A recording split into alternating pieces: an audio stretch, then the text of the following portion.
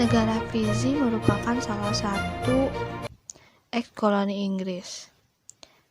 Dilihat dari kondisi politiknya, pada umumnya suatu sistem politik dari bekas jajahan Inggris ini dari berbagai belahan dunia lebih memprioritaskan supremasi sipil dalam menjalankan sebuah roda pemerintahannya daripada mempercayakan kepada pihak militer. Karena pada dasarnya negara bekas koloni Inggris ini seringkali mengadopsi sistem politik dari negara monarki konstitusional tersebut yang akan diterapkan di negara mereka sendiri.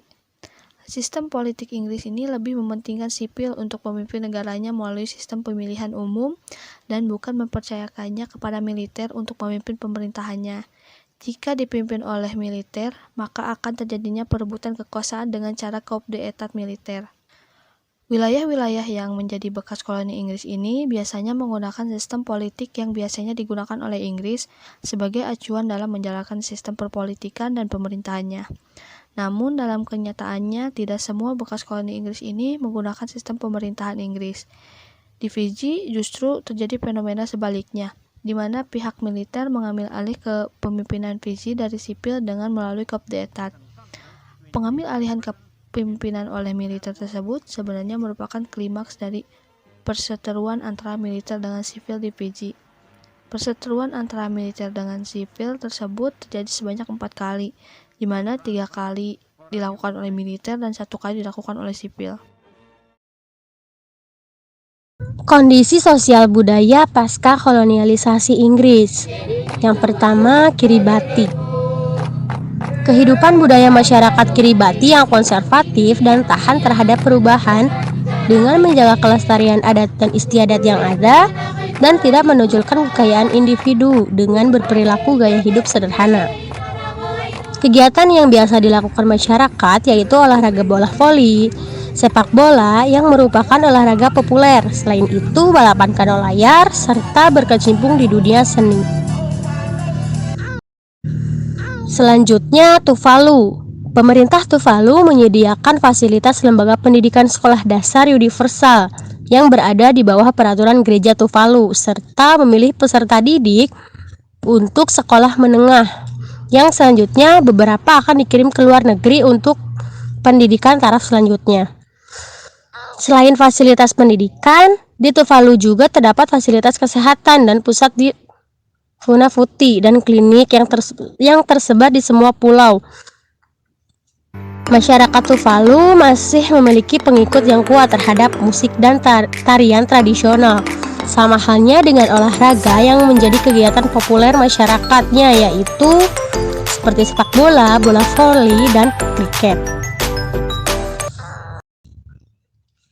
Orang-orang Kepulauan Solomon pertama kali kontak dengan orang-orang Eropa pada tahun 1568. Kepulauan Solomon juga memiliki lebih dari 70 bahasa yang berbeda setiap etnis menggunakan bahasa yang berbeda. Yang berarti terdapat lebih dari 70 kelompok etnis juga.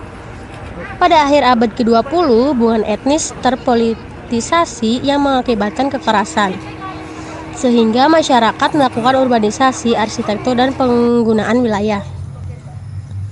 Jumlah penduduk Kepulauan Solomon yang relatif kecil, tetapi memiliki lahan yang luas dan terjangkau. Namun daerah perkotaan pilihan ruangnya terbatas karena rumah dan kepemilikan tanah freehold terbatas, sehingga harus masuk ke lingkungan yang baru dan cepat beradaptasi dengan kalsataon atau budaya kota. Hal ini termasuk hubungan dengan tetangga dari pulau-pulau lain dengan berbagai transportasi, sehingga kekeluargaan di Pulau Solomon ini sangat kental. Fiji mempunyai segudang sumber daya alam, yakni di sektor pertanian, industri gula, dan juga perjalanan dan pariwisata. Bagian terpenting dari perekonomian Fiji yaitu impor dan ekspor. Adapun produk yang diimpor Fiji seperti makanan dan mesin, sedangkan produk utama dalam ekspor yaitu gula dan pakaian. Industri gula di Fiji merupakan bagian utama dari pertumbuhan ekonomi sejak kolonialisme sampai sekarang, serta perjalanan dan pariwisata merupakan pilar yang paling kuat dari perekonomian Fiji. Wisata yang dihamparkan yakni Pulau Cantik yang mengundang banyak wisatawan dari berbagai negara yang diantaranya Selandia Baru, Amerika Serikat, Australia, dan juga Inggris. Papua Nugini memiliki segudang sumber daya alam yang sangat melimpah. Hal ini didukung dengan lokasi yang strategis di mana sebagai pintu gerbang dari Pasifik ke Asia. Dalam perekonomian, Papua Nugini merupakan negara yang didukung oleh industri ekstraktif yang besar. Dengan begitu, perekonomian masih dibantu oleh negara lain yakni Australia dan bantuan pembangunan di bawah naungan bank. Industri secara umum, perekonomian Papua Nugini sangat bergantung pada impor barang-barang manufaktur. Adapun industri kecil menghasilkan bir, sabun, produk beton, dan lain sebagainya.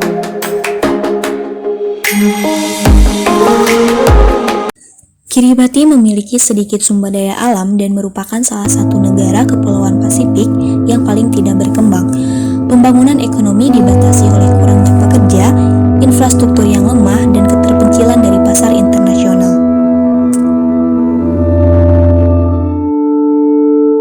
Pencaharian orang-orang Tuvalu yakni sebagai petani subsisten dan dibantu oleh keluarga yang bekerja di luar negeri. Adapun ekspor yang dikeluarkan berupa penjualan perangko dengan pendapatan yang sederhana dan biaya dikumpulkan dari armada penangkap ikan asing. Perekonomian ini juga masih bergantung kepada negara asing. Adapun impor yang diantaranya makanan, bahan bakar, dan barang-barang manufaktur. Negara-negara yang menjadi mitra dagang utama yaitu Fiji, Selandia Baru, Australia, dan Jepang. Sebagian besar penduduk Solomon bergantung pada pertanian, perikanan, dan kehutanan. Sebagian besar barang-barang manufaktur dan produk minyak bumi harus diimpor. Pulau-pulau tersebut kaya akan sumber daya mineral, namun belum berkembang seperti timah, seng, nikel, dan emas.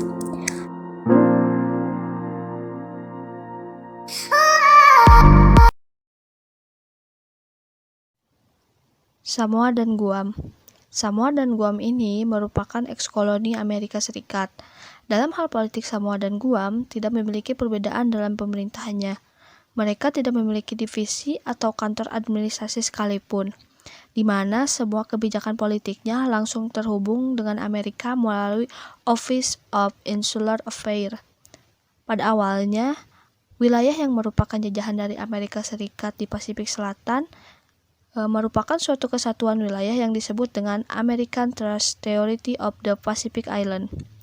Karena penyatuan wilayah politik tersebut dianggap tidak realistis karena dianggap tidak mempertimbangkan perbedaan bahasa dan budaya setempat, dan ada pertentangan di kubu masyarakat karena tidak ingin adanya penyatuan bukan hanya karena faktor dari bahasa dan budaya, karena sebagian wilayah dari mereka merasa lebih kaya dari yang lainnya dan merasa memiliki potensi serta tempat yang strategis bagi pihak Amerika, maka dari itu dilakukannya penyesuaian-penyesuaian terhadap hal tersebut. Sisi sosial budaya pasca kolonialisasi Amerika Serikat. Yang pertama, Guam. Guam dikenal sebagai negara yang masyarakatnya interaktif, beragam, dan multikultural, atau disebut juga dengan Gumanian, serta masyarakat yang melek huruf. Istilah Gumanian mengartikan bahwa kurangnya etnis dan secara tidak resmi digunakan untuk menggambarkan suatu lokal. Selain itu, budaya dari daerah Comoro telah bertahan selama hampir 4 abad perang dan kolonialisasi. Budaya Guam mencakup teknologi Amerika Serikat dan negara maju. Selain itu, bahasanya, atribut, dan gaya hidup diserap dari berbagai kelompok.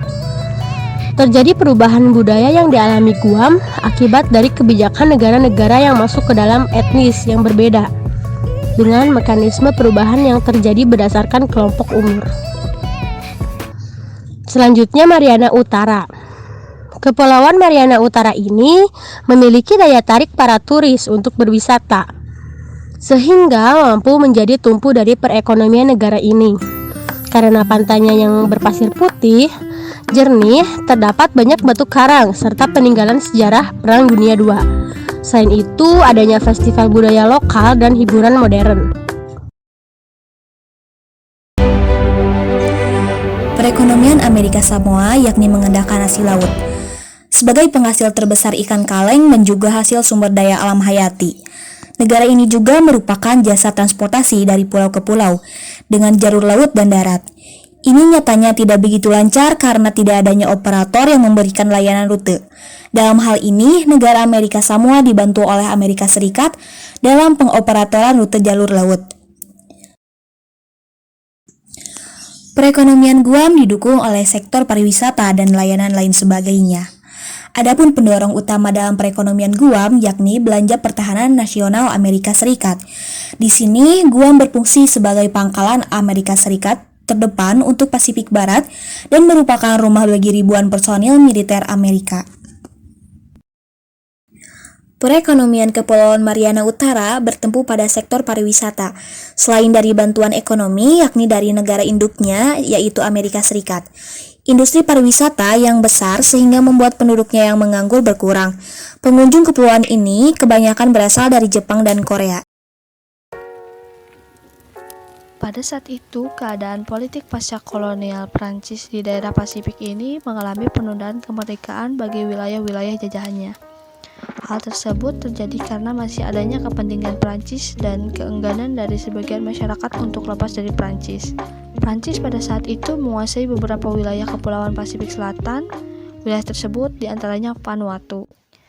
Vanuatu merupakan sebuah negara yang dijajah oleh sistem penjajahan yang dinamakan Condominium New Hebrides, di mana Condominium New Hebrides ini merupakan sebuah bentuk wilayah kolonial di mana kedaulatannya dibagi dua kekuatan yaitu Inggris dan Prancis.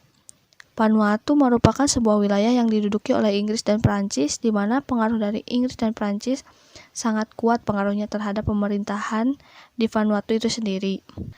Pada saat itu, Vanuatu mendapatkan kemerdekaan sepenuhnya pada tahun 1980. Nah, sistem pemerintahan Vanuatu mengikuti sistem politik republik, di mana kepala negaranya hanya sebagai simbol dan seremonial saja. Sistem pemerintahan Vanuatu juga masih terhubung dengan suatu kultur dan sejarah dari Melanesia dalam administrasinya. Dalam kegiatan politiknya selalu dikaitkan dengan penggunaan isu etnis secara konsisten dalam melakukan diplomatik oleh Perdana Menterinya, baik regional maupun internasional. Terbukti pada masa pemerintahan Barak Sope bahwa isu etnis dilakukan secara konsisten dengan mendukung gerakan Papua Merdeka.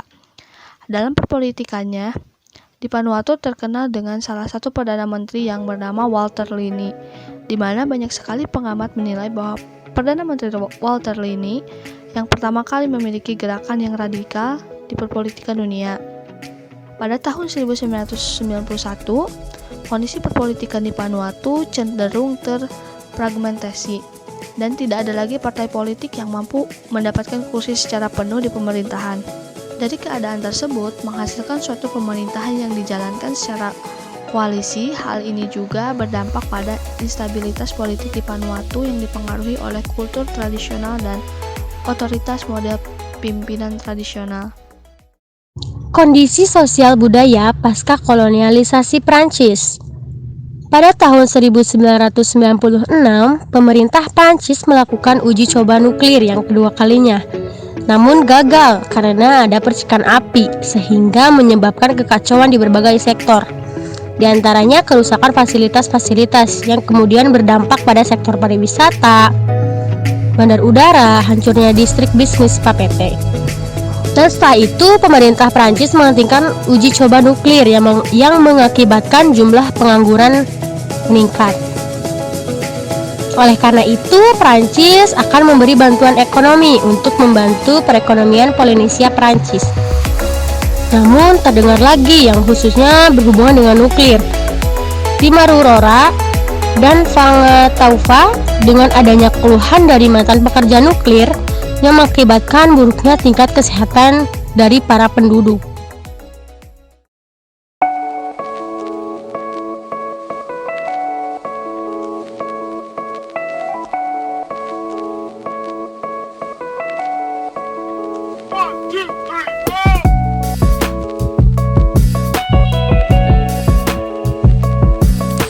Sejak tahun 1966, Prancis memulai program tes nuklirnya di pulau-pulau tak berpenghuni di Kepulauan Tuamotu, yang kemudian memunculkan peningkatan fasilitas dalam jumlah yang besar.